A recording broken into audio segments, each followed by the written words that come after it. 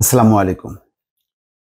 সকালে ঘুম থেকে উঠে দেখছি একটা লিড নিউজ মানব জমিনে। সেটা হচ্ছে পিটার হাস পেশা বদল করতে চলেছেন। তো পিটার হাস পেশা বদল করতে চলেছেন, এটা গুরুত্বপূর্ণ নিউজ কেন? আসলে নিউজ এই কারণে যে পিটার হাস একটা বড় নিউজ আইটেম গণমাধ্যমের কাছে। গত ১.৫-২ বছর ধরে তিনি রীতিমতো একদম তাকে ঘিরে আ প্রধান খবরগুলো হয়েছে।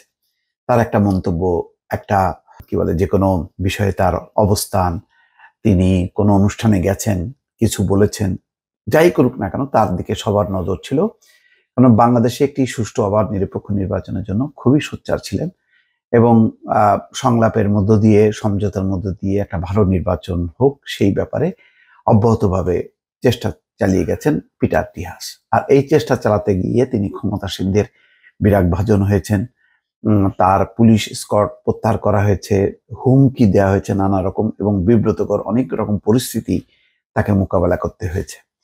কিন্তু একটি ভালো বিষয় যে যুক্তরাষ্ট্র সরকার একেবারে বরাবর পিটার দিহাজকে সমর্থন করেছেন। অর্থাৎ যুক্তরাষ্ট্র সরকারের যে নীতির আলোকে তিনি কাজ করেছেন একথা তিনি বলেছেন, মার্কিন পররাষ্ট্র দপ্তরও বলেছেন। ফলে যুক্তরাষ্ট্রের তরফে কোনো সমস্যা হয়নি, কিন্তু বাংলাদেশে ক্ষমতাসীনদের অনেক রকম সমস্যা হয়েছে এবং কোনোভাবেই তার তৎপরতাকে ভালোভাবে দেখা হয়নি। এমনও বলা হয়েছে যে পিটার ডিহাস মানে বিএনপির স্থায়ী কমিটির সদস্য, হ্যাঁ? এরকম একটি কথাও বলা হয়েছে। গোপনে তিনি বৈঠক করেছেন। এই কথা রাশিয়ার পররাষ্ট্র মন্ত্রণালয় পর্যন্ত বলেছে। তার মানে পিটার ডিহাসের কি পরিমাণ গুরুত্ব ছিল যে তাকে ঘিরে শুধু বাংলাদেশের ক্ষমতাসীন না, মানে ভারত এবং রাশিয়া তারাও পর্যন্ত বক্তব্য দিয়েছে। পিনাক রঞ্জন চক্রবর্তী ভারতের হাই কমিশনার ছিলেন একসময় বাংলাদেশে। তিনিও পর্যন্ত বলেছেন যে ভারতের কড়া মনোভাব জানতে পেরে পিটার ডিহাস মানে গা ঢাকা দিয়েছেন, এমন মন্তব্য করেছেন। যাই হোক, এখানে বলা হচ্ছে ঢাকায় দায়িত্বরত যুক্তরাষ্ট্রের রাষ্ট্রদূত পিটার ডিহাস পেশা বদল করতে চলেছেন। ঢাকায় থাকা অবস্থাতেই সম্ভবত তিনি তার পেশা বদলের কথা ঘোষণা করবেন। কূটনৈতিক সূত্রগুলো বলছে পিটার হাস ফরেন সার্ভিস থেকে পদত্যাগের সিদ্ধান্ত নিয়েছেন এবং আগামী ২ মাসের মধ্যে এই সিদ্ধান্ত কার্যকর হবে। পেশাদার এই কূটনীতিক ভিন্ন পেশা অর্থাৎ প্রাইভেট সার্ভিসে কোনো একটি বহুজাতিক কোম্পানিতে যোগ দিচ্ছেন।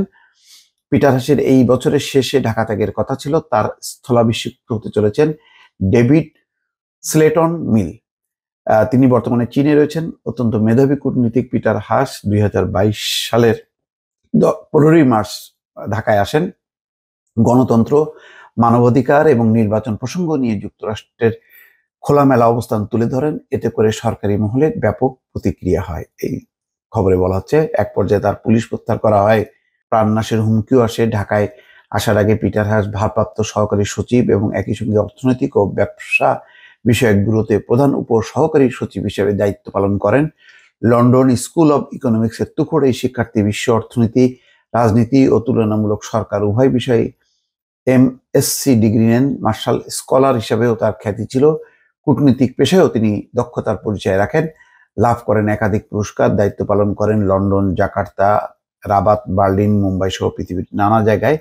কেবল পিটার ডিহাসই নন, ঢাকাস্থ যুক্তরাষ্ট্র দূতাবাসের বেশিরভাগ কূটনীতিক দেশে ফিরে যাচ্ছেন। আগামী বছরের শুরুতে একঝাঁক নতুন ও অভিজ্ঞ কূটনীতিক ঢাকায় যোগ দেবেন। যাই হোক, পিটার ডিহাস অবশ্যই বাংলাদেশের মানে গণতান্ত্রিক রাজনীতি ইতিহাস এবং পথ পরিক্রমায় তার অবস্থান নির্ধারিত হবে। সরকারি দল যাই বলুক না কেন, তা দিয়ে তো আর ইতিহাস নির্ধারিত হবে না। তিনি তার অবস্থান লক্ষ্যে অবিচল ছিলেন এবং গণতন্ত্রের কথা বলেছেন, মানবাধিকারের কথা বলেছেন। এই বিষয়গুলো অবশ্যই আমাদের গণতান্ত্রিক আন্দোলন বা ইতিহাসের একটা সংযোজন হিসাবে থাকবে। দর্শক ভালো থাকবেন। আল্লাহ হাফেজ।